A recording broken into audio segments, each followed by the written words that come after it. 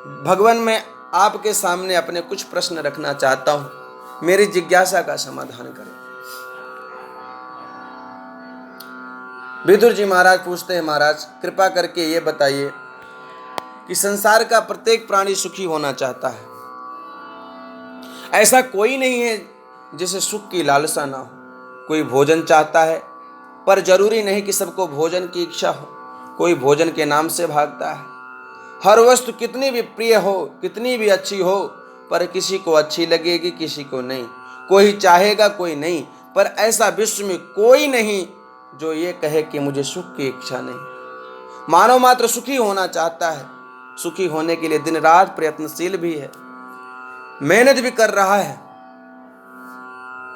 हम जितनी भागम भाग कर रहे हैं, एक ही उद्देश्य है कि हम सुखी हो जाएं। पर हम देखते हैं कि सुखी होने का जितना प्रयत्न करता है, वह उतना ही दुख के दलदल में फंसता चला जाता है।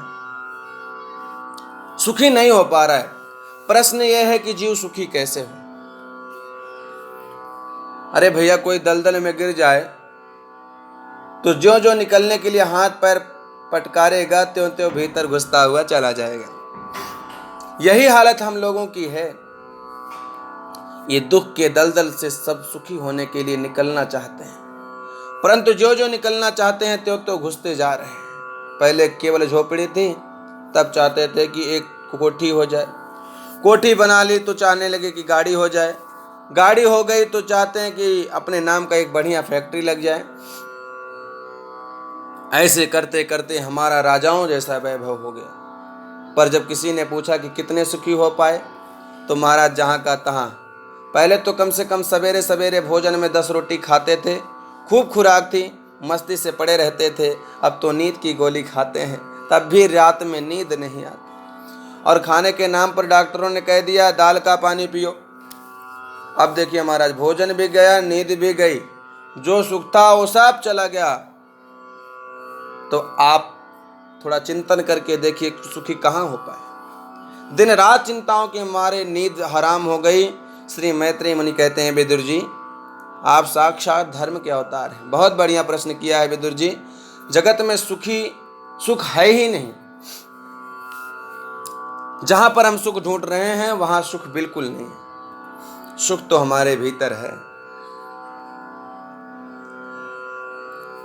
जैसे एक प्यासा व्यक्ति पानी की खोज में निकला, लोग बताते गए कि भैया आगे चले जाओ, सरोवर है। चलते रहा चलते रहा चलते रहा। प्यासा व्यक्ति पानी की खोज करता रहा। सरोवर में पानी भी बहुत था, पर विडंबना ये कि उसमें काई जम गई थी। कभी कभी आपने स्थिर जल में काई जमते देखा होगा। इतनी काई की परत लग गई कि पानी दिखाई नहीं पड़ता, ढक गया पूरा जल।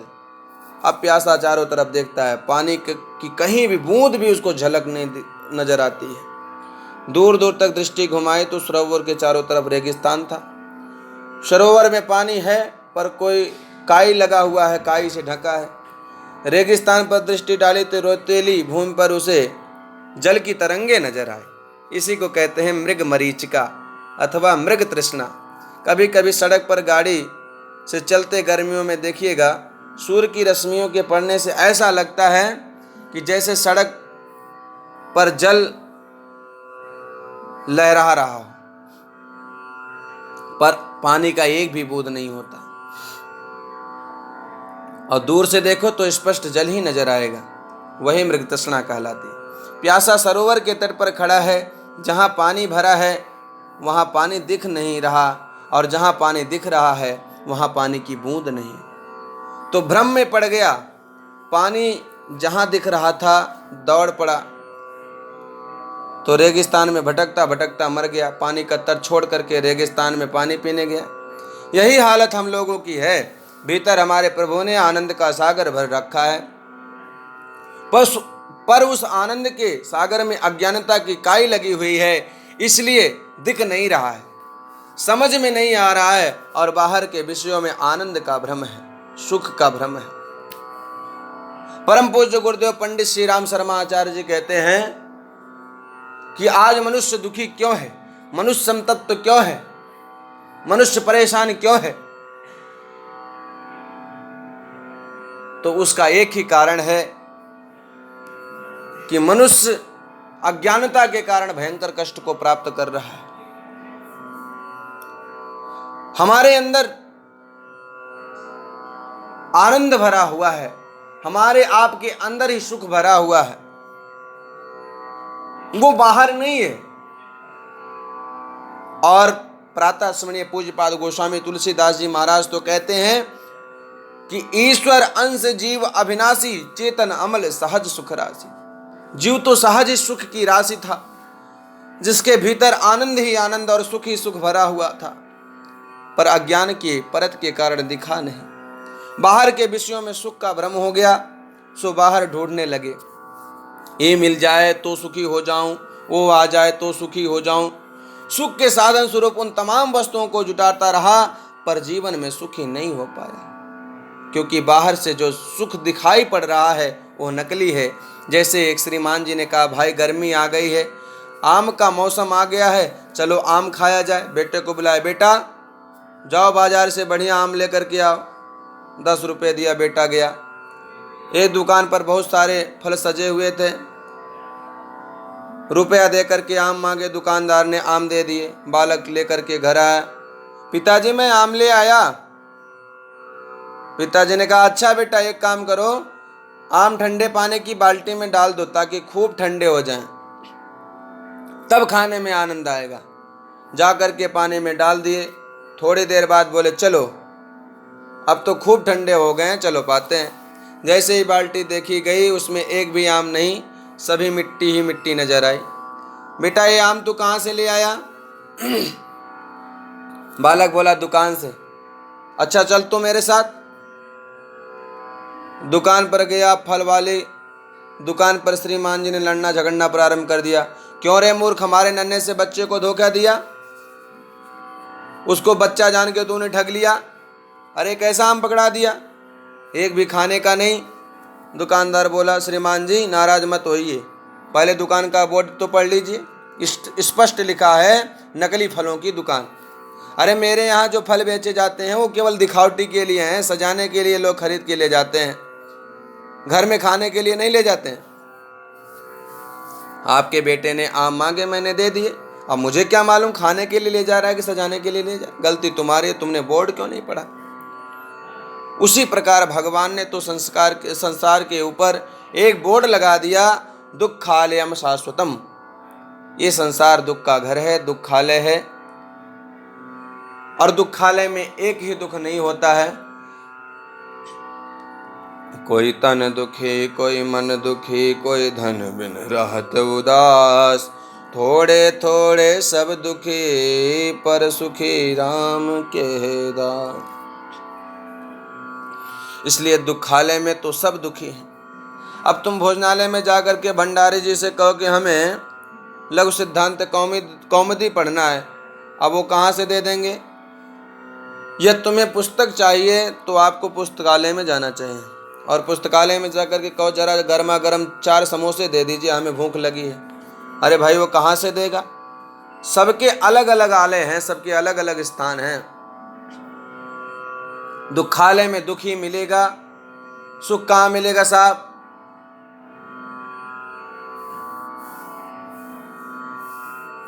सुख हमको आपको अपने अंदर मिलेगा, हमारे ही भीतर ही आनंद भरा हुआ है। पर हम तो दुखालय में सुख ढूंढ रहे हैं, जो किसी काल में संभव नहीं है। तो आज आनंद सिंधु सुख राशि है, उनसे दुख मांगोगे, भगवान तो आनंद सुख राशि है, उनसे दुख मांगोगे भी तो भी मिलने वाला नहीं, क्योंकि उनके खजाने में दुख नाम की कोई चीज है ही नहीं।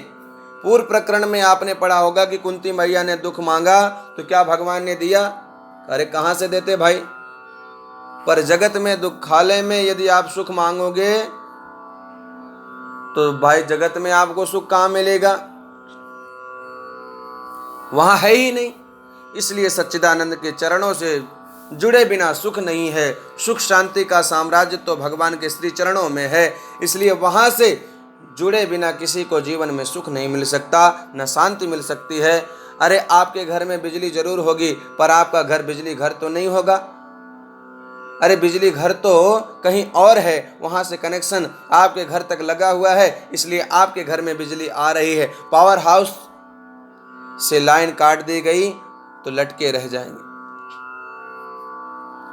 जितने भी उपकरण हैं सब लटके रह जाएंगे। पंखा हो, बल्ब हो, कुछ भी हो, किसी काम का नहीं रहेगा। पर साहब पावर हाउस से लाइन तो चालू है, हमारे ही घर में अंधेरा है, पड़ोसी घर में तो खूब उजाला हो रहा है। इसका मतलब है कि उधर से कमी नहीं है, कमी तुम्हारे ही घर के बल्ब में है। या तो बल्ब फ्यूज है अथवा लाइन खराब है, तार खराब है, तो उसे सुधरवाइए। उसके लिए जगह जगह पर बिजली के विशेषज्ञ लोग घूमते हैं। किसी बुद्धिमान को पकड़िए जो तुम्हारा तार ठीक कर दे। उसी प्रकार एक संत हमें आनंद में झूमता नजर आ रहा है, मस्ती में डूब रहा है, और हम 24 घंटे रोते ही रहते हैं। क्या चक्कर है, हमारी लाइट क्यों चली गई, हमारा आनंद कहाँ चला गया? तो ऐसे किसी सदगुरु के पास जाओ जो तुम्हारी लाइन फिर से फिट कर दे, जो पावर हाउस से तुम्हारा कनेक्शन ठीक से जोड़ दे, तो तुम्हारे घर में भी आनंद का प्रकाश हो जाएगा। दूरदर्शन से प्रसारण हो रहा है, आपके पास टेलीविजन भी है, फिर चित्र क्यों नहीं आ रहा है? पहले तो टेलीविजन को ऑन करो, उसके बाद में ही वो चैनल लगाओ जहां से भजन का प्रसारण हो रहा है।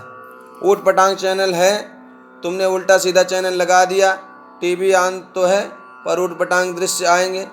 जहां से संस्कार का प्रसारण हो रहा है वहीं पर आपको अपना चैनल फिट करना पड़ेगा, तब जाकर के आपको सुंदर दृश्य दिखाई पड़ेंगे। उसी प्रकार आनंद तो सर्वत्र है, भगवान ने सबके भीतर आनंद का सागर भर दिया है, पर जब तक हम अपने भीतर का टेलीविजन ऑन नहीं करेंगे, अपना कनेक्शन ठीक से फिट नहीं कराएंगे, तो वही चैनल जिस चैनल पर सुख है, जिस चैनल पर संस्कार का कार्यक्रम आ रहा है, उस पर नहीं लगाएंगे तो दृश्य कैसे आवेगा? हनुमंत लाल जी ने देखो अपना चैनल जोड़ दिया। जास हृदय आगार बसहि राम सर चाप धर,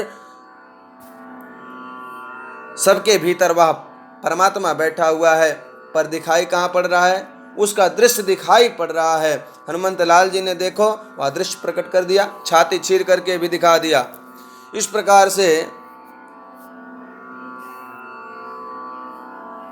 हम आपको बता रहे हैं कि सुख कहीं अन्यत्र नहीं है, सुख हमारे आपके अपने अंदर भीतर में है।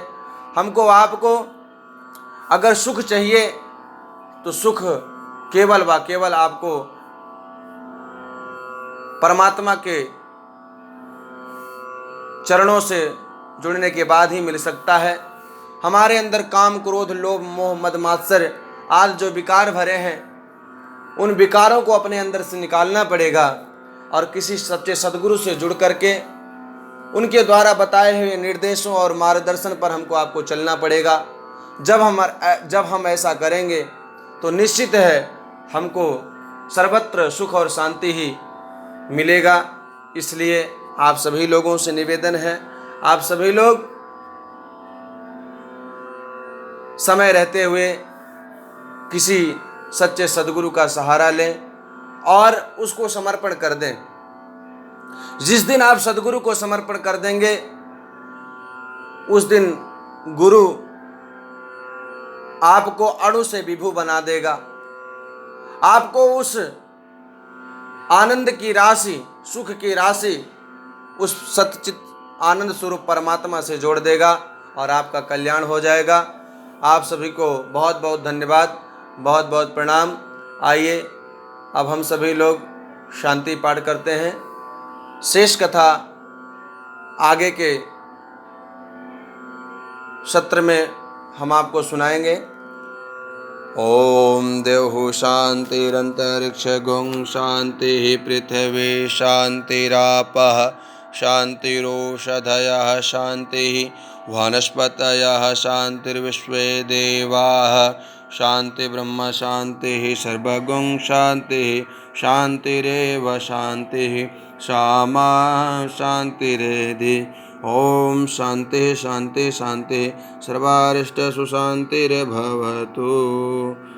बोले श्री वृंदावन बांके बिहारी लाल की जय।